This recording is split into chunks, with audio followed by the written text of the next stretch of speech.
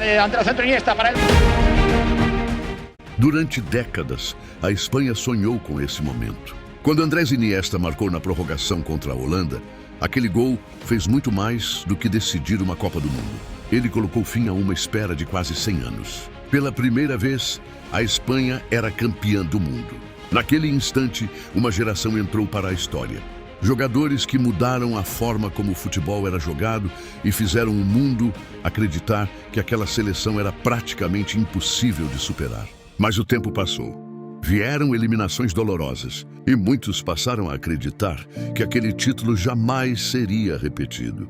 Afinal, como substituir uma das maiores gerações da história do futebol? 16 anos depois, a resposta chegou. Em 2026, uma nova geração fez o que parecia impossível. A Espanha voltou ao topo do mundo, conquistou sua segunda Copa do Mundo e entrou definitivamente para o grupo das maiores seleções da história. Essa é a história de como um sonho impossível se transformou em um bicampeonato mundial. Em 1934, veio a primeira oportunidade real de mostrar sua força.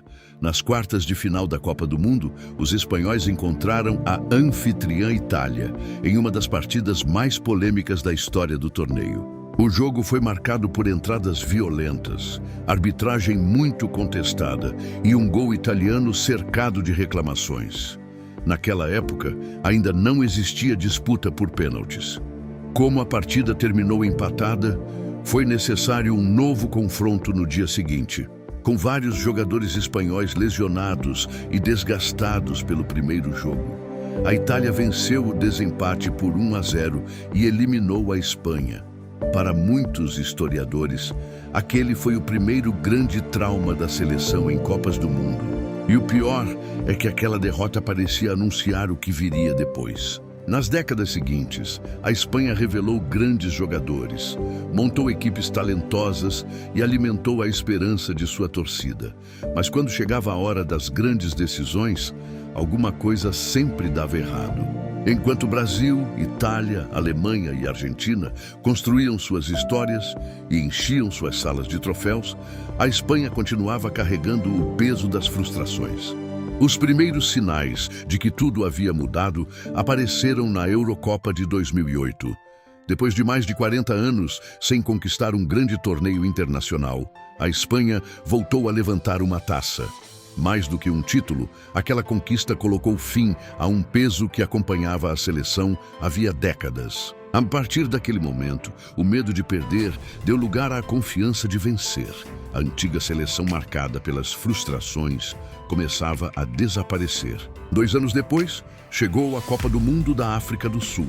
Pela primeira vez, a Espanha desembarcava em um mundial não apenas como uma seleção forte, mas como uma das grandes favoritas ao título. A estreia, porém, parecia indicar que a velha história iria se repetir. A derrota por 1-0 para a Suíça colocou em dúvida tudo o que aquela geração havia construído.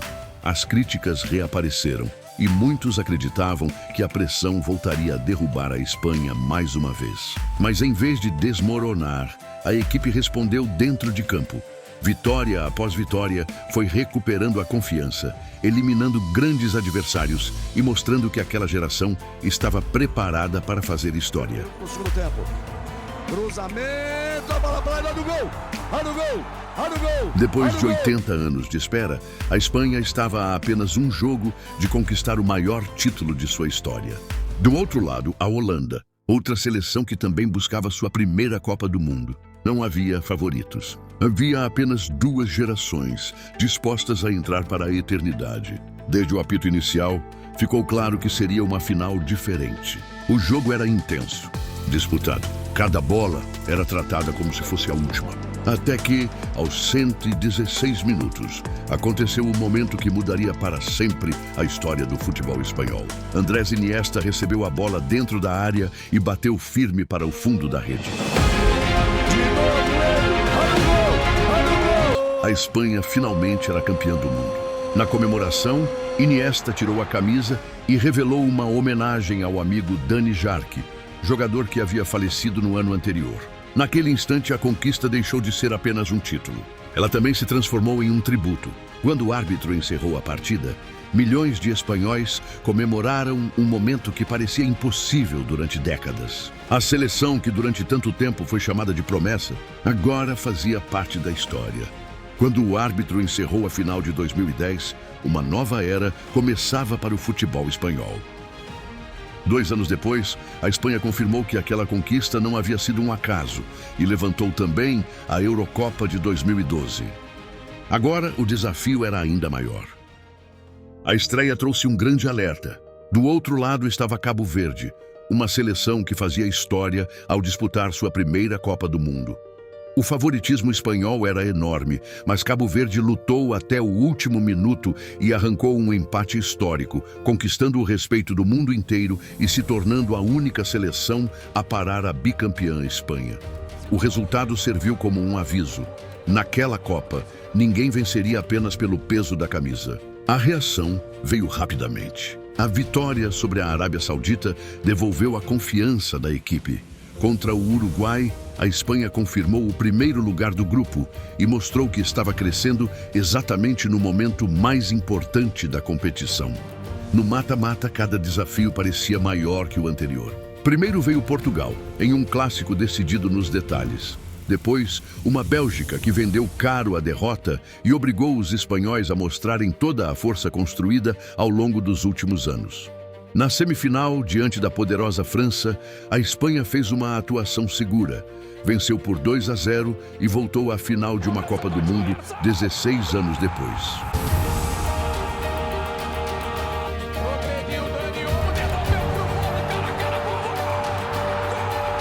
Do outro lado da chave, a Argentina também construía sua caminhada rumo à decisão. Mesmo cercada por polêmicas durante boa parte da competição, a atual campeã do mundo superou grandes desafios e garantiu sua vaga em mais uma final mundial. A decisão estava definida. De um lado, a Argentina, tentando defender a coroa conquistada 4 anos antes. Do outro, uma Espanha que havia transformado anos de reconstrução em uma campanha memorável e estava a apenas um passo de voltar ao topo do futebol mundial. Desde os primeiros minutos, a Espanha assumiu o controle da partida.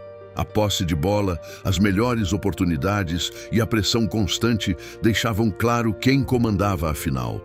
A Argentina lutava para resistir, mas encontrava enormes dificuldades para escapar da marcação espanhola.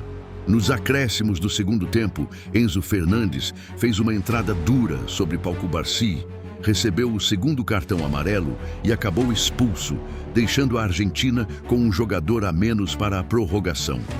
Mesmo com a vantagem numérica, o gol insistia em não sair. Até que, aos 106 minutos, a jogada que entrou para a história aconteceu. Pedro Porro levantou a bola na área. Nico Williams escorou de cabeça para o meio. Ferran Torres apareceu livre e bateu de primeira, sem chances para o goleiro.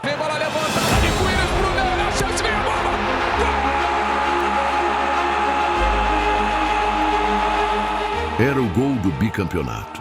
O gol que fazia um país inteiro explodir em festa e colocava mais uma vez a Espanha no topo do futebol mundial.